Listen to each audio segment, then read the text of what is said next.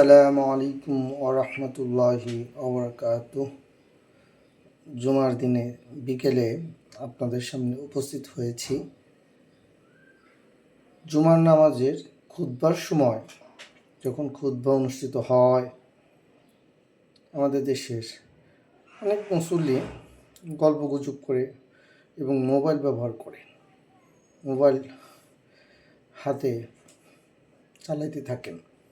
যদিও সেটা নিয়ম নয়, উচিত নয়। খুতবার সময় একেবারে ধীর স্থির থাকা এবং ইমাম সাহেব কি খুতবা পাঠ করছেন সেটার দিকে মনোযোগ দেওয়া, যদিও আমরা বুঝতে পারি না, তারপরেও সেদিকে খেয়াল রাখা।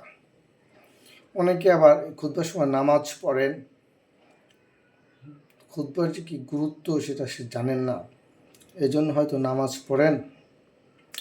আবার আরেকটা জিনিস খুবই গুরুত্বপূর্ণ, সেটা হচ্ছে খুতবার মধ্যস্থলে ইমাম সাহেব কিছুক্ষণ বসেন।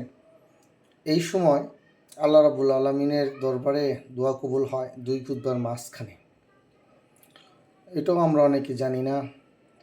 তাই ভাই আসুন খুতবার সময় চুপচাপ খুতবা শোনার নিয়ত করি এবং দুই খুতবার মাঝখানে মনে মনে নিজের মনের চাওয়া পাওয়াগুলো আল্লাহ রাব্বুল আলামিনের কাছে বলি।